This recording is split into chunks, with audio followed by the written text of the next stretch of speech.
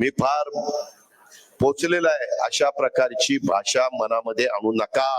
तर अशांना सोडवायला मी पुढे येणार नाही. मी उलट पोलिसांना सांगेन, ह्याला टायर मध्ये घ्या, त्याला ठोकून काढा. मी दादागिरी अजिबात कुणाचीच कपून घेणार नाही. काय काय वेळेस मी बघतो ते मीडियाचा वापर, सोशल मीडियाचा विशेषतः, त्याच्यातून एखादी व्यक्ती कुठल्या समाजाची असेल तर दुसऱ्या समाजाच्या माणसाने त्यांच्या व्हॉट्सअपवरून त्याला काहीतरी शिवीगाळ करायची, काहीतरी चुकीचं बोलायचं, व्हॉट्सअप पाठवायचे. हे करू नका. मी आज देवेंद्र फडणवीस मुख्यमंत्री आहेत, एकनाथराव शिंदे उपमुख्यमंत्री आहेत, मी उपमुख्यमंत्री आहे. त्याच्यामुळं महायुतीच्या कार्यकर्त्यांनी आता आमचे नेते पदावर बसलेले आहेत, कोण आमचं काय करणार आहे असलं मनात आणू नका. त्यामध्ये आता टेक्नॉलॉजी एवढी पुढे गेली, तुम्ही जर एखादा व्हॉट्सअप कुणाला केला आणि नंतर तो डिलीट केला, तुम्हाला वाटेल मी डिलीट केला, आता काय कुणाला कळतंय. तुमचा फोन ताब्यात आल्यानंतर घेतल्यापासून जे व्हॉट्सअप डिलीट केले ते सगळे रेकॉर्ड येते, ते सगळे फोटो काय असतील ते येत आहे, सगळे मेसेजेस तिथे येतात. या प्रकारे सगळ्यांची आमच्या ग्रामीण भागात अंडी पिल्ल बाहेर निघतात.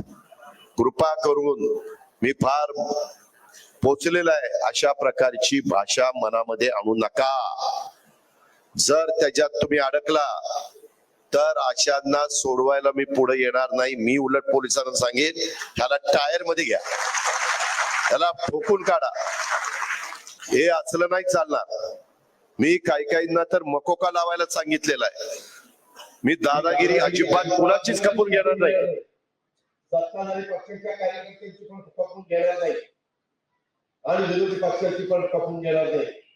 ज्यांचा राजकारणाची अर्थार्थी संबंध नाहीये अशांची पण कपून घेणार नाही. ही बाब सगळ्यांनी ध्यानामध्ये घ्या. वेगवेगळी बाहेर निघताय, त्याची तपासणी जातील, त्याच्यात तथ्य आहे का नाही हे पाहिलं जाईल.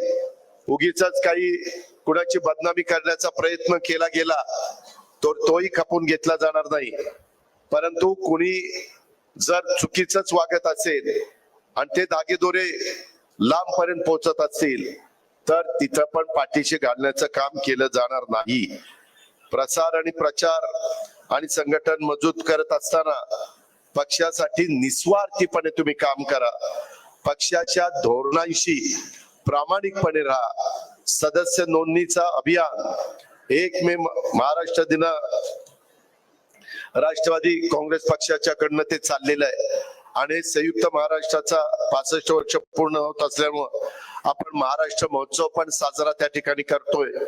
त्याचाही कार्यक्रम आपण केलेला आहे.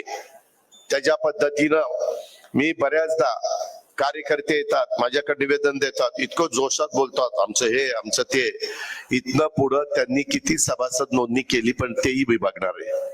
तुम्ही जर संघटनेचे पदाधिकारी म्हणून अधिकारवाणीनं तुमचा पालकमंत्री म्हणून माझ्याकडे काम करून कामाला येणार असाल तर जो माझा कार्यकर्ता आहे, इतरांना तर कॉमन मॅनला विचारायचं कारण नाही, कारण मी सगळ्यांचा पालकमंत्री, पण माझा कार्यकर्ता, आमची महिला, आमची युवती आमच्यावर अधिकार दाखवत असेल, तिनं दाखवला पाहिजे, पण तिचंही काम तेवढंच तडफेचं असलं पाहिजे.